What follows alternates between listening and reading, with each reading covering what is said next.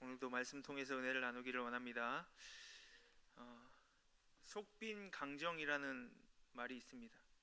무슨 말이냐면 겉보기는 그럴듯한데 속이 빈 거예요. 예. 또 뚝배기보다는 장맛이라는 말도 있습니다.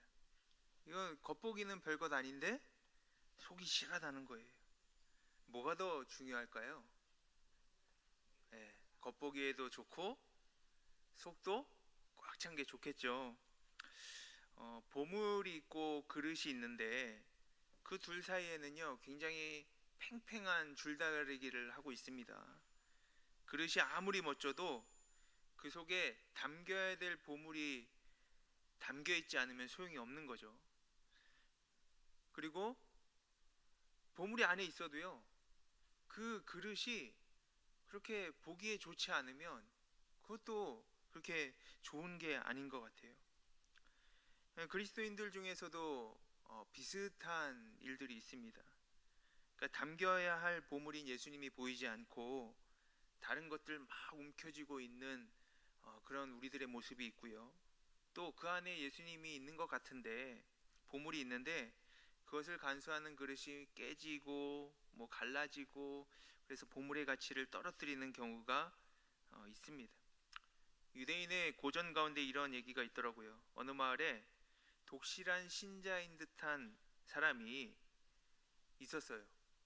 근데 독실한 신자인 듯한 사람이라고 불리는 이유는 회당에 나가긴 하는데 품행이 좋지 않은 그런 사람이었습니다.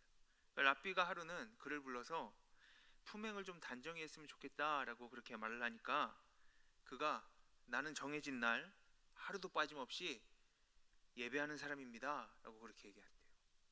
그리고 나는 정해진 시간에 한 번도 빠짐없이 하나님께 기도를 드리는 사람입니다 라고 얘기했대요.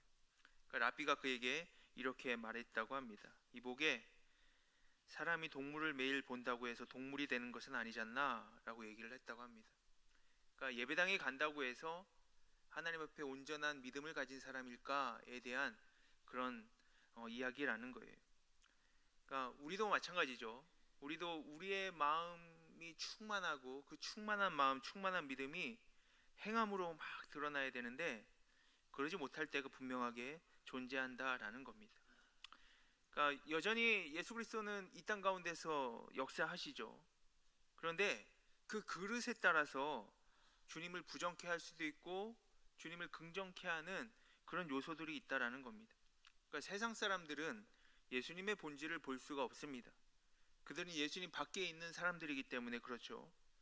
그런데 그들은 예수님을 믿는 사람들, 그 안에 예수님을 함께 두고 있는 사람들은 매일 봅니다. 그러니까 그릇을 보는 거예요. 그리고는 예수님을 본 것처럼 그 그릇을 보고 예수님에 대해서 판단하고 교회에 대해서 판단하게 되는 것입니다.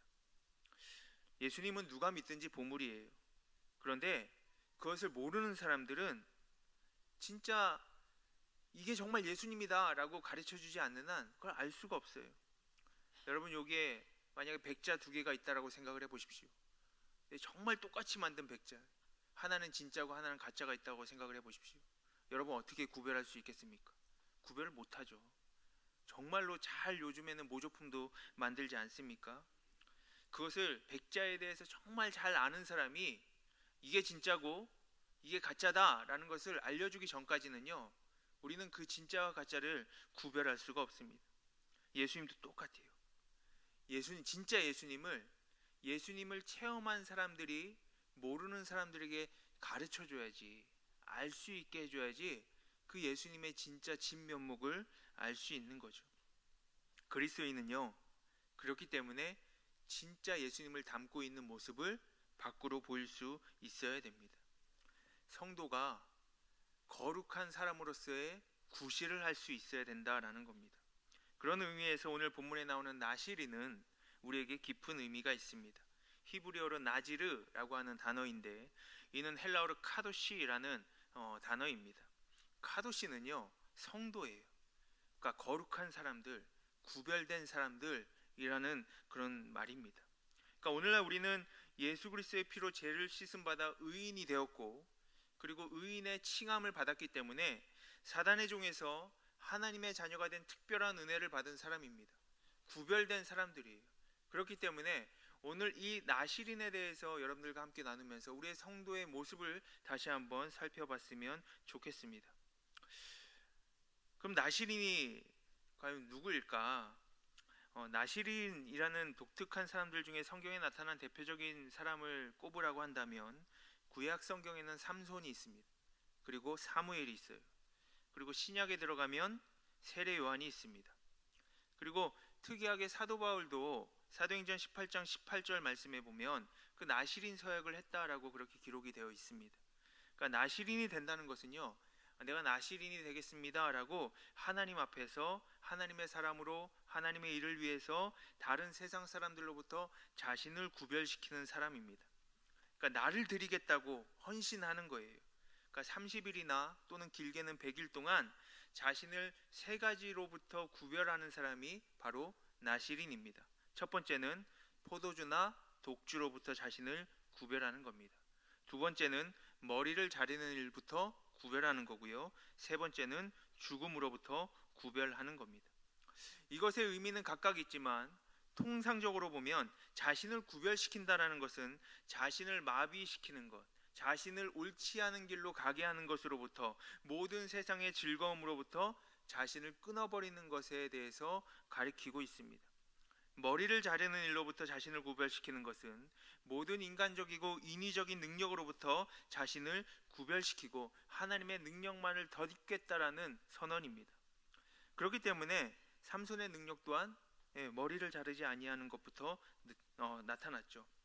포도주와 독주는 무엇입니까? 자신의 이성을 마비시켜서 잘못된 일로 가게 하는 것로부터 끊어버리는 겁니다.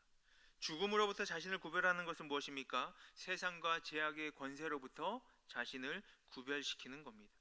왜냐하면 죽음이란 죄의 저주이고 형벌이기 때문입니다. 나실인은 이렇게 세상과 세상적인 것으로부터 자신을 구별하고 자신을 청결하게 하나님 앞에 드리고 하나님의 일에 자신을 바치기로 서약하고 결단하는 겁니다. 저는 그리스도인이 되었다라고 하면 이런 마음, 이런 서약, 이런 결단이 있어야 된다고 생각을 합니다. 왜냐하면 성도란 거룩한 사람들, 거룩한 무리라는 뜻입니다. 거룩이라는 의미 자체가 구별과 성결의 의미가 있습니다. 그러니까 내가 그리스도인이 된다는 것은 세상의 독주, 이성을 마비시키는 세상의 즐거움으로부터 우리를 구별시키겠다라는 결단입니다. 우리가 성도가 되었다라는 것, 우리가 그리스도인이 된다는 것은 모든 세상적이고 인위적인 능력에서 벗어나 오로지 하나님의 능력으로만 살겠다라고 하는 그런 결단입니다. 또 성도가 된다는 것, 그리스도인이 된다는 것은 이 세상의 죽음을 부정하고 영원한 생명을 얻겠다고 결단하는 겁니다. 하나님 앞에 그 마음을 드리는 거예요. 여러분, 이것이 바로 성도이고 그리스도인임을 믿으시기를 주님의 이름으로 축복합니다. 우리는 성도가 된다는 것, 그리스도인이 된다는 것을 종교적으로 해석하면 안 됩니다. 내가 그리스도인이 되고 예수의 보혈을 덧입으면 영원한 생명을 얻게 되는 분명한 그런 사실을 우리의 마음으로, 우리의 체험으로, 우리의 경험으로 받아들여야지 지식으로, 문자로 받아들여서는 안 된다라는 것입니다. 그렇기 때문에 내가 그리스도인이 된다는 것에는 결단이 필요합니다. 내가 그리스도인이 된다는 것에 대해서는 서약이 필요해요. 내 삶의 방향이 어떻게 살아갈 것인지 그 방향을 정하는 것이 바로 그리스도인 성도가 되어야 되는 모습인 겁니다. 여러분, 예수님이 제시하신 삶의 목표, 인생의 삶의 목표는 어디입니까? 바로 천국입니다. 하나님의 나라이고 하나님이 통치하시는 곳입니다. 그러니까 예수님이 살았던 삶의 방법, 예수님이 제시하셨던 삶의 목표 또한 하나님 나라예요. 하나님 나라, 이 땅 가운데 하나님의 나라가 임재하는 것. 그래서 우리가 예수님께서 우리에게 정해주신 방향 또한 하나님 나라입니다. 그럼 우리는 하나님 앞에 어떤 결단을 해야겠습니까? 예수님이 우리에게 주신 삶의 방법, 예수님이 따라가신 대로, 예수님이 살아가신 대로 삶의 목표는 하늘에 두고 이 땅 가운데 십자가 지고 살아가는 것이 바로 우리가 살아가는 삶의 방법이어야 될 것입니다. 그렇기 때문에 성도의 삶이란, 그리스도인의 삶이란 구별된 삶을 사는 것입니다. 그리스도인의 삶의 방법과 삶의 목표를 바꾸고 정하는 것이 그래서 중요합니다. 삶의 방법과 목표를 바꾸지 않고 그냥 교회에 다니면 우리는 성도라고 칭함받을 수가 없을 겁니다. 우리가 성도가 된다라는 것은 바로 우리의 삶의 목표를 바꾸고 우리의 삶의 방법을 바꾸는 것이기 때문입니다.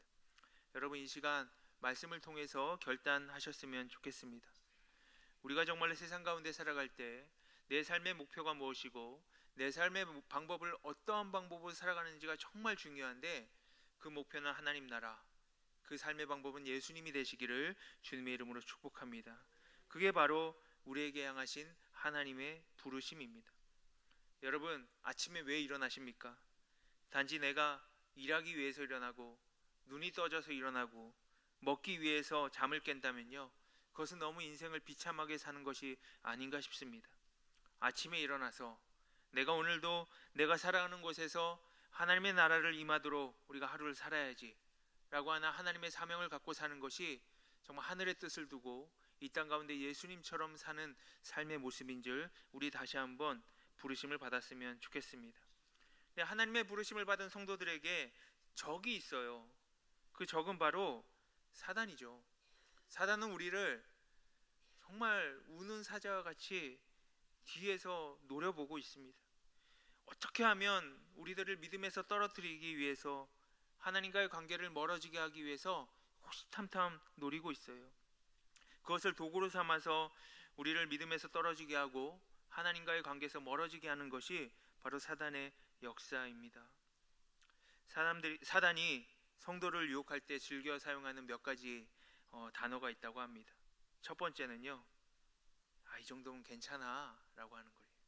이 정도면 됐어. 굳이 수요 예배, 금요 예배까지 나갈 필요 없이 주일만 지키면 됐어. 이렇게 계속 사람의 마음을 유혹을 한대요. 두 번째는 딱 한 번만이라는 말을 그 마음속에 막 심어준다고 합니다. 그러니까 사단은 두 번, 세 번이라는 말을 안 한대요. 딱 한 번만 해, 이렇게 얘기한다고 합니다. 얼핏 듣기에 그래, 한 번만 하자, 이런 마음이 들잖아요. 근데 한 번이 두 번 되고 두 번이 세 번 되고 그 세 번이 계속 된다라는 거죠. 아담과 하와가 선악과를 몇 번 따먹었습니까? 한 번 따먹었어요. 한 번. 두세 번 따먹은 게 아니라 딱 한 번 따먹었어요. 그런데 그 죄의 형벌이 죽음까지 이르렀다라는 겁니다. 세 번째 말은요, 지금 너무 바쁘지 않아? 시간이 없지 않아? 이런 마음을 막 집어넣어 준대요. 그러니까 우리는 더 열심히 영적인 생활, 영적인 행동을 하려는 마음들이 있잖아요. 이 사역도 해야 되고 저 사역도 해야 되고 예배를 드려야 되고 말씀도 읽어야 되고 기도도 해야 되는데, 근데 그럴 때마다 마음 가운데 사단이 그 마음을 넣어준대요. 지금 너무 바쁘잖아. 이따가 저녁 뭐 하려고? 반찬 해야 되지 않아? 이런 마음을 막 집어넣어준대요. 그러면 내일 하게 되고 내일 모레 하게 되고 일주일이 있다가 하게 되고 그렇게 된다고 합니다.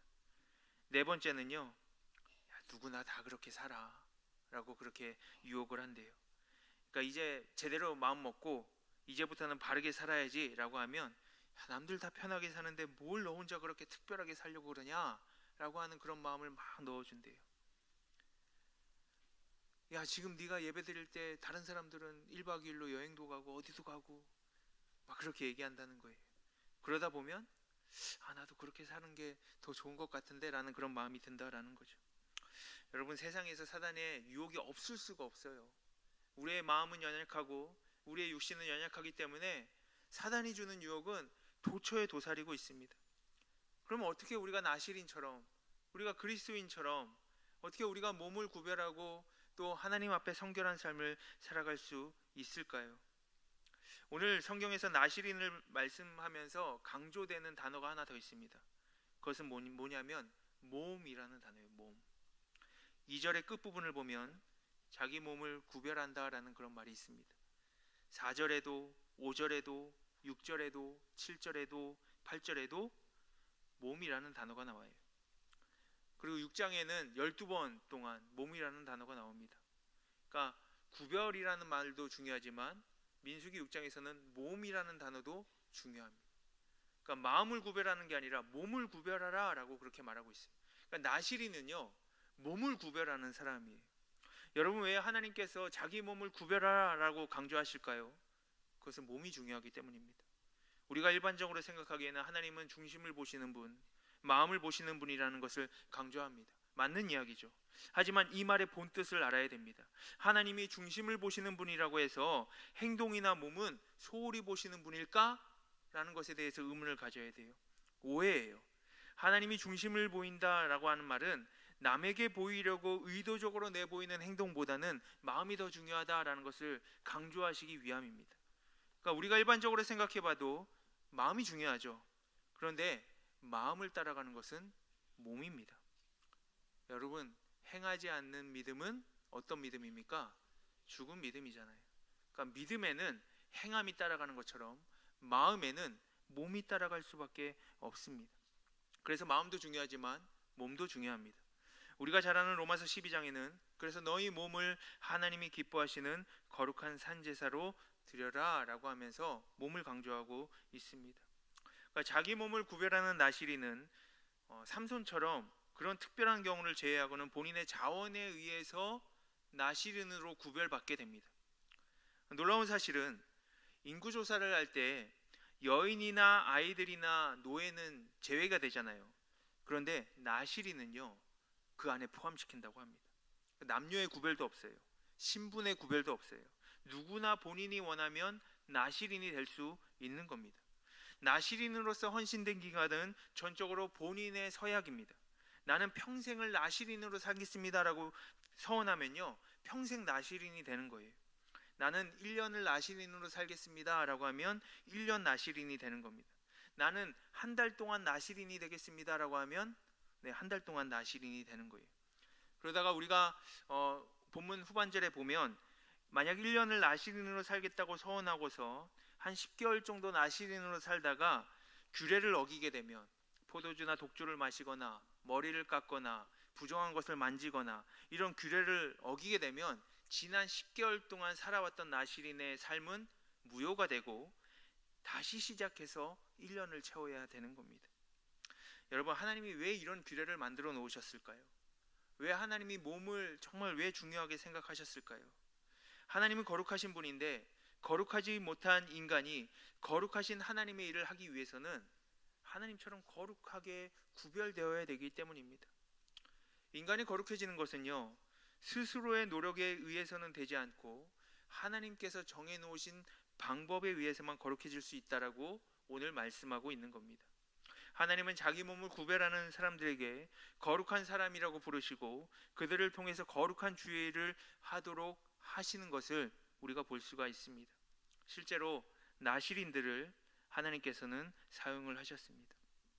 특별히 레위기를 읽다 보면 잘 알 수 있어요. 레위기에는 하나님께 드리는 제사의식에 대한 절차를 많이 기록하고 있거든요. 이해하기 어려운 이야기도 많지만 레위기 11장에 보면 정한 동물과 부정한 동물이 나오고요. 굽이 갈라진 쪽발임에서 새김질을 하는 짐승과 지느러미가 있고 비늘이 있는 물고기는 먹어도 되지만 굽이 갈라지지 않거나 새김질을 하지 않거나 지느러미가 없는 거나 비늘이 없는 것은 먹어서는 안 된다라고 하는 그런 일련의 것들을 계속해서 말씀하고 있습니다. 왜 그럴까요? 하나님의 백성들은 구별되어 살아야 된다라는 겁니다. 하나님의 백성들은 먹는 것과 하는 것, 모이는 것 구별되게 해서 세상 사람들과 구별된 삶을 살아야 된다는 것이 오늘 우리에게 주시는 하나님의 말씀인 줄 믿으시기 바랍니다. 그럼 우리가 어떻게 하면 이런 것들을 세상과 구별되며 살아갈 수 있을까요? 어떻게 하면 그리스도인으로서 하나님만 바라보며 살아갈 수 있을까요? 그것은 바로 하나님께서 하라는 것은 하고 하나님께서 하지 말라는 건 안 하면 돼요. 하나님 말씀을 우리 마음 가운데, 우리의 몸 가운데 가까이 하면 됩니다. 우리가 가는 인생길은 한 번도 가보지 않은 길이죠. 여러분들 부모님이 되셨을 때 부모님이 몇 번 되는 게 아니잖아요. 한 번 되는 거죠. 그 부모의 삶을 한 번 사는 겁니다. 인간의 삶도 한 번 사는 거예요. 학생의 삶, 직장인의 삶도 한 번 사는 겁니다. 미지의 길이에요. 내일 어떤 일이 일어날지 모릅니다. 내일만 그렇습니까? 당장 1시간 앞의 일도 모르는 것이 인간의 인생입니다. 그리고 그 길은요, 평탄하지가 않습니다. 하나님 나라 가기까지 온갖 유혹이 있고 시험이 있고 어려움이 있고 장애물들이 있습니다. 그렇기 때문에 우리의 앞길을 가이드해주는 무언가가 필요해요. 우리의 스스로의 노력 때문에 하나님 나라 가는 것이 아니라 예수님이 우리의 길이 되시고 진리가 되시고 생명이 되어주시는 것처럼 그 예수님의 말씀, 하나님의 말씀이 우리 앞에 길이 되어주고 진리가 되어주고 생명이 되어야 됩니다. 그러니까 우리의 앞길을 비춰주는 빛이 꼭 필요한 거예요. 여러분, 깜깜한 밤에 길을 걸어보신 적이 있습니까? 얼마나 무서워요. 얼마나 불안한지 모릅니다. 이 앞이 어디로 가는지 모르잖아요. 갑자기 누가 나타나면 어떡하지? 라는 두려움도 생깁니다. 하지만 빛이 있으면 두려울 것이 없어요. 빛이 있으면요, 앞을 볼 수 있다면 두려워하지 않고 안심하고 앞으로 갈 수가 있습니다. 여러분, 우리가 그리스도인의 삶을 살아가는 데 있어서 하나님 말씀이 꼭 필수적이 되는 이유는 주님의 말씀이 내 마음 가운데 있다면, 주님의 말씀을 내 몸이 지키고 있다면 내 속에는 어두움이 없고 나의 가는 길을 두려워하거나 방황하지 않기 때문입니다. 왜냐하면 하나님 말씀은 내 발의 등이요 내 길의 빛이기 때문입니다. 하나님 나라 가기까지 주님의 말씀이 등이 되고 빛이 되어 주신다라는 것. 그렇기 때문에 그리스도인의 삶은, 성도의 삶은요, 하나님의 말씀을 지키는 삶입니다. 마치 이스라엘 백성이 광야에서 낮에는 구름 기둥으로 밤에는 불 기둥으로 갈 길을 인도하고 보호받았듯이 하나님의 말씀은 광야 같은 세상을 사는 우리에게 구름 기둥과 불 기둥이 되는 거예요. 세상에는 참도 있고 거짓도 있습니다. 진짜도 있고 가짜도 뒤섞여 있습니다. 그래서 무엇이 참인지 무엇이 거짓인지 분간하기가 너무나 어려워요. 오히려 가짜가 진짜보다 더 빛나고 더 사람들을 많이 모읍니다.